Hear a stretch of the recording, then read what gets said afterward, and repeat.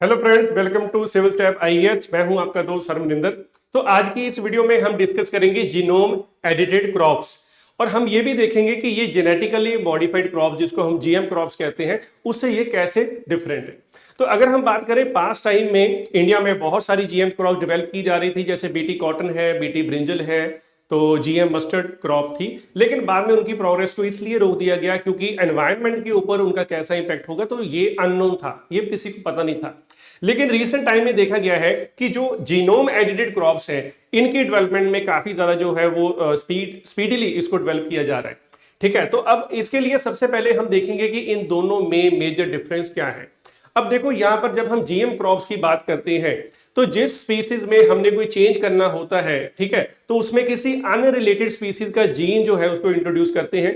जैसे BT cotton के case में क्या था कि जो कॉटन बॉलवॉर्म की डिजीज है वो उसको तंग कर रही थी, तो उन्होंने क्या करा कि जो बैक्टीरिया है बैसिलस थ्यूरिनजिएंसिस, उसमें से जीन जो है उसको लेकर तो बीटी कॉटन में उसमें इंड्यूस कर दिया, है ना। तो इसी तरीके से यहां पर फॉरेन जो डीएनए है उसको इंट्रोड्यूस किया जाता है जेनेटिकली मॉडिफाइड क्रॉप्स में, जिसको हम जीएम क्रॉप्स कहते हैं। लेकिन in case of genome edited जो क्रॉप्स हैं, तो वहां पर ऑर्गेनिज्म का या किसी प्लांट का जो अपना जीनोम है, जो जेनेटिक स्ट्रक्चर है, उसको एडिट किया जाता है। उसमें कोई फॉरेन डीएनए जो है वो इंट्रोड्यूस नहीं किया जाता। ये सबसे बड़ा डिफरेंस है, ठीक है।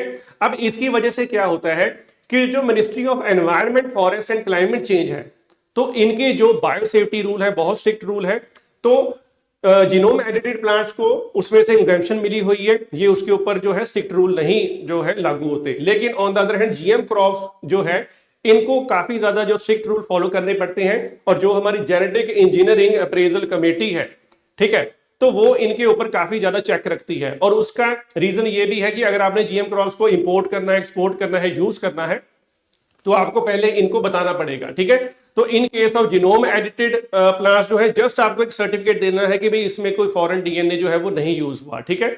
और ये जो कमेटी है जीईएसी, इसको 1986 का जो एनवायरमेंट प्रोटेक्शन एक्ट था उसके अंडर बनाया गया था, जीएम क्रॉप्स को देखने के लिए, ठीक है। रिसेंटली तो हमने जीनोम एडिटेड जो राइस की वैरायटीज बनाई है, उसका नाम है सांबा मसूरी है एक, ठीक है, MTU 1010 है। तो इसे बहुत सारी बढ़िया जो न्यू वैरायटीज है बनी है, जैसे सांबा मसूरी है। तो भाई इसमें क्या है, तो इसमें 19% जो यील्ड है वो बढ़ी है, ठीक है, 19% जो यील्ड है इंक्रीज हुई है। And in case of MTU 1010, तो ये साल्ट टॉलरेंट स्पीसीज बनाई जा रही हैं, ताकि ऐसे प्लेसेस जहां पर सॉल्ट कंटेंट जो है वो ज्यादा है ना, सॉइल में, तो वहां पर भी ये सर्वाइव कर सकती हैं। इसी तरीके से जो जीई मस्टर्ड है जो है, उसको भी डेवलप किया जा रहा है, ठीक है। अब इंडियन काउंसिल ऑफ एग्रीकल्चर जो रिसर्च है, उनके साइंटिस्ट ने क्या करा है, उन्होंने एक इंडिजिनस जीनोम एडिटिंग प्लेटफॉर्म बनाया है, ताकि जो हमारे पास फॉरेन टूल्स हैं, क्योंकि जो पेटेंट की वजह से काफी ज्यादा हमें कॉस्टली पड़ते हैं, जैसे कि क्रिस्पर कैस9, तो उनके ऊपर डिपेंडेंस जो है वो कम होनी चाहिए। तो अब यहां पर उन्होंने ना एक सिस्टम जो है बनाया है, तो प्रोटीन का नाम है TNPB, जिसको हम कहते हैं ट्रांसपोजोन एसोसिएटेड प्रोटीन। अब ये क्या है, इसको हम जीन एडिटिंग में यूज करते हैं। अब क्योंकि ये क्रिस्पर कैस9 से साइज में काफी छोटा है, तो ये प्लांट सेल में भी हम इसको इंट्रोड्यूस कर सकते हैं। पेटेंट फ्री है, चीपर है, तो इजी टू यूज है, ठीक है। तो हम इसको प्लांट सेल में भी यूज कर सकते हैं बाय यूजिंग वायरल वेक्टर। इसके अलावा हमने genome engineering editing technologies initiative लिया है इंडियन गवर्नमेंट ने, जिसका नाम है गेट इन। अब इस प्रोग्राम में क्या है, इसको department of biotechnology and Indo US science and technology forum ने जो है इंट्रोड्यूस करा है। इसके अंडर जो हमारे इंडिया के साइंटिस्ट होंगे, उनको फॉरेन की लैब्स में भेजा जाएगा, आइडियाज एक्सचेंज होंगे एंड फर्दर डेवलपमेंट करी जाएगी जीनोम एडिटेड क्रॉप्स की। और अगर हम बात करें जीनोम एडिटिंग की, बच्चे, इसमें क्या है, किसी भी ऑर्गेनिज्म का जो डीएनए है उसको मॉडिफाई करा जाता है। उसमें हम किसी पर्टिकुलर जीन को रिमूव भी कर सकते हैं, उसको अल्टर भी कर सकते हैं, और उसके लिए हम बहुत सारे एडवांस टूल यूज कर सकते हैं। क्रिस्पर कैस9 हो गया, टैलेंस हो गया, जिंक फिंगर न्यूक्लियसिस हो गया, ये सारे के सारे उसमें यूज किए जा सकते हैं। और अगर हम इस प्रोसेस की बात करें कि ये कैसे होती है, तो इसमें बच्चे एक आरएनए यूज करा जाता है, जिसको हम एक तरह से मॉलिक्यूलर कजन भी कह सकते हैं डीएनए का।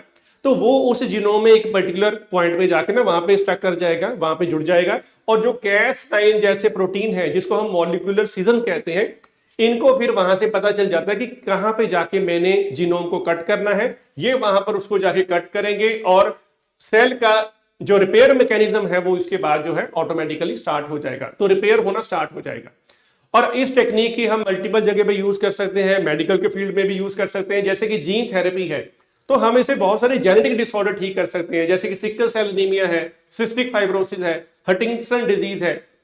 इसके अलावा कैंसर ट्रीटमेंट में हम जो इम्यून सेल जैसे कार टी सेल्स हैं, ठीक है, इनको भी जो है हम रेडी कर सकते हैं कि ये कैंसर सेल को बेहतर तरीके से रिकॉग्नाइज करके उसको खत्म करें, ठीक है। और एग्रीकल्चर में भी इसके मल्टीपल यूज हो सकते हैं, हम अपनी जो क्रॉप्स हैं उनको ज्यादा न्यूट्रिशियस बना सकते हैं, ठीक है, ड्रॉट रेजिस्टेंट बना सकते हैं, पेस्ट रेजिस्टेंट बना सकते हैं, पेस्टिसाइड की जो नीड है उससे क्या होगी, कम हो जाएगी, ठीक है। और हमारी जो नीड के अकॉर्डिंगली हम जो एनिमल्स हैं उनको भी डेवलप कर सकते हैं।